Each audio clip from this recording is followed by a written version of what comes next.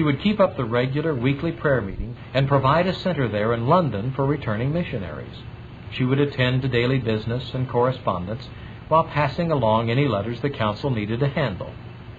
The council would be responsible for interviewing candidates, dispensing funds, and keeping friends of the mission appraised of its work through the continuing publication of the occasional paper.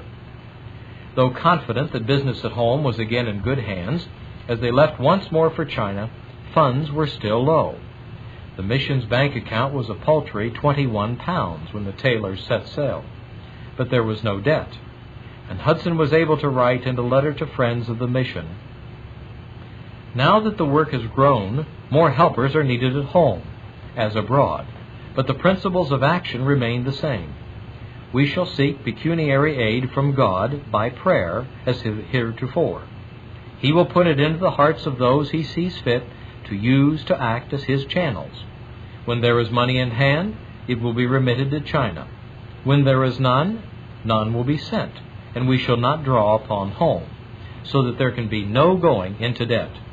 Should our faith be tried as it has been before, the Lord will prove Himself faithful as He has ever done. Nay, should our faith fail, His faithfulness will not. For it is written, If we believe not, yet He abideth faithful." Never had Hudson needed that confidence more than when, after an absence of 15 months, he once again reached China. Sickness and other problems had discouraged missionaries in several of the older, more established centers. Hudson's old friend, George Duncan, had left Nanking due to illness and was even then on his way back to England to die. Even the little Chinese churches had dwindled. Many stations were undermanned. Some had been closed. So much help and encouragement was needed that Hudson hardly knew where to begin. Instead of planning for an advance to unreached provinces, it looked like a major task just to build up the existing work to its previous level. In wintry weather, the snow deep on the ground, Hudson left his wife to attend to the work in Hangzhou and set off up the Grand Canal to Chinyang. It must have seemed especially lonely to open up the empty mission house that had been such a happy home to his family. From there he wrote his wife to say, "I have invited the church members and inquirers to dine with me tomorrow, Sunday. I want them all to meet together. May the Lord give us His blessing. Though things are sadly discouraging, they are not hopeless. They will soon look up, by God's blessing, if they are looked after." That was his attitude everywhere he went. Finally, he was joined by his wife in Nanking, where together they spent 3 months working in direct evangelism. From there, he reported back home. "Every night we gather large number by means of pictures and lantern slides and preach to them Jesus. We had fully 500 in the chapel last night. Some did not stay long. Others were there nearly 3 hours. May the Lord bless our stay here to souls. Every afternoon, women come to see and to hear." Evidence of his great inner strength was seen in a letter he wrote to Emily Blatchley, in which he asked, "If you are ever drinking at the fountain, with what will your life be running over? Jesus, Jesus, Jesus."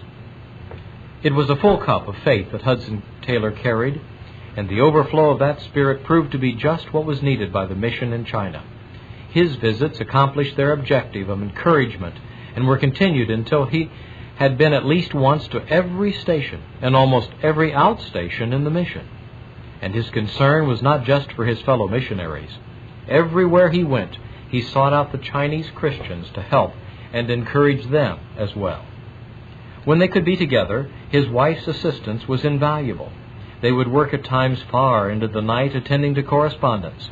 On medical journeys, she was often his companion, or she might remain at one station where there was sickness while he went on to another. Repeatedly they felt grateful for his medical knowledge, for there was no other doctor in the mission or anywhere away from the treaty ports in those years. Of course, his medical expertise often added to his burden of work. For example, Hudson once reached a distant station to find 98 letters awaiting him. Yet, the very next day, he took time to write a full page of medical instructions about Ailing's baby. Now, Ailing was one of the valued Chinese helpers at Chinyang. But whether it meant longer letters or extra journeys, Hudson thanked God for any and every way in which he could help. Because it was, as he said, and showed many times, his greatest desire to be servant of all. After being back in China about 9 months, Hudson wrote, "The Lord is prospering us, and the work is steadily growing, especially in that most important department, native help. The helpers themselves need much help, much care and instruction, but they are becoming more efficient as well as more numerous, and the hope of China lies doubtless in them. I look on foreign missionaries as the scaffolding round a rising building. The sooner it can be dispensed with, the better, or the sooner, rather, that it can be transferred to serve the same temporary purpose elsewhere." Winter came again, yet the seasons seldom changed the number of demands on Hudson's time. In the coldest of weather he continued on the road. After 10 out of 12 weeks spent away from his wife, the two of them finally managed to meet at an empty mission house at Finghua, where they enjoyed being together alone, truly alone, for the first time since they had been married. Their little honeymoon soon ended with a call for help. It came from the Crombies, whose only remaining children were on the verge of death. So Hudson set off on a 2-day journey over mountain passes drifted high with snow. By the time he could return from there, another message arrived from an even more distant station saying an entire family had come down with the smallpox. Waiting only until his coolie arrived with his belongings, Hudson had raced ahead to rejoin his wife. He set out again across the mountains on treacherously icy trails that were sometimes nothing more than steps carved out of rock. In the stress and strain of just keeping the mission going, it would have been easy to forget about his dream of expanding the ministry, especially when funds for the current work were none too plentiful. But Hudson couldn't forget. Traveling from place to place on long journeys between the stations, through populous country, teeming with friendly, accessible people, his heart went out more and more to the unreached, both near and far. He wrote to the council in London, "Last week I was in Taiping. My heart was greatly moved by the crowds that literally filled the streets for 2 or 3 miles so that we could hardly walk, for it was market day. We did but little preaching, for we were looking for a place for permanent work. But I was constrained to retire to the city wall and cry to God to have mercy on the people, to open their hearts and give us an entrance among them. Without any seeking on our part, we were brought into touch with at least 4 anxious souls. An old man found us out, I know not how, and followed me to our boat. I asked him in and inquired his name. 'My name is Zing,' he replied, 'but the question which distresses me, and to which I can find no answer, is, what am I to do with my sins? Our scholars tell us that there is no future state, but I find it hard to believe them. Oh, sir, I lie on my bed and think. I sit alone in the daytime and think. I think and think and think again, but I cannot tell what is to be done about my sins. I am 72 years of age. I cannot expect to finish another decade. Today knows not tomorrow's lot, as the saying is. Can you tell me what to do with my sins?' 'I can indeed,' was my reply. 'It is to answer this very question that we have come so many thousands of miles. Listen, and I will explain to you what you want and need to know.' When my companions returned, he heard again the wonderful story of the cross, and left us soothed and comforted, glad to know that we had rented a house, and hoped soon to have Chinese Christians distributing Bibles and Christian literature in that city." Something that he put into his Bible that I think we'll find most interesting. It says, "Ask God for 50 or 100 additional native evangelists and as many missionaries as may be needed to open up the 4 feus and 48 Xin's cities still unoccupied in Zhejiang. Also for men to break into the 9 occupied provinces. Asked in the name of Jesus." And then here is one of his prayers. "I thank thee, Lord Jesus, for the promise whereon thou hast given me to rest. Give me all needed strength of body, wisdom of mind, grace of soul to do this, thy so great work." What followed that prayer wasn't renewed strength, but another bout of serious illness. Week after week he lay in bed suffering helplessly with hardly more than enough energy to pray. Funds had been so low for months that he hardly knew how to distribute the little that came in. There certainly was nothing with which to begin expanding the work. Still, "We are going on to the interior," he had written to the secretaries in London. "I do so hope to see some of the destitute provinces evangelized before long. I long for it by day and pray for it by night. Can he care less?" Never had advance seemed more impossible. But in his Bible was the record of his prayer, and in his heart was the conviction that even for inland China, God's time had almost come. It was then, while he was still in bed recovering, that he received a letter from England written 2 months before by a woman he had never met.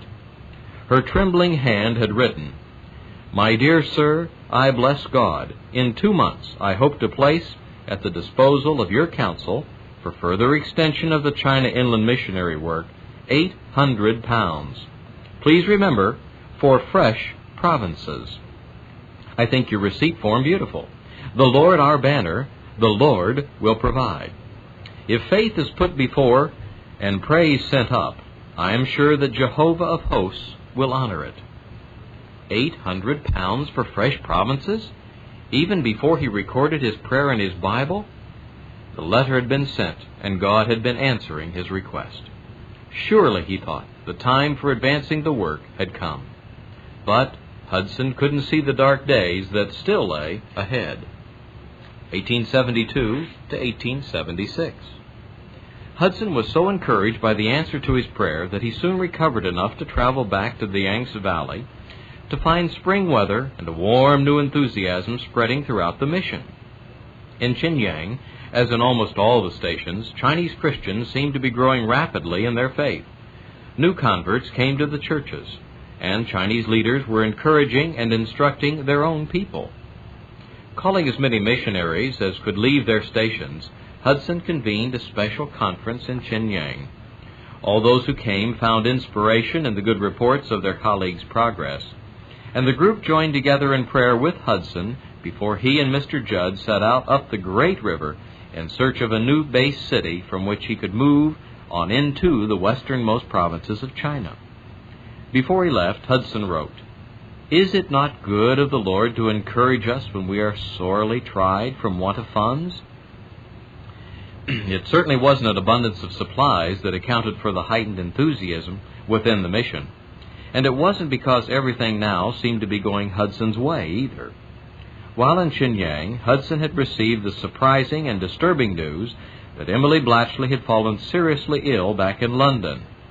Not only was he saddened to learn that the prospects of her recovery were very slim, but he wondered what was to become of the children to whom she had been serving as volunteer mother. And then there was the work of the Home Office, more and more of which had fallen upon her in his absence.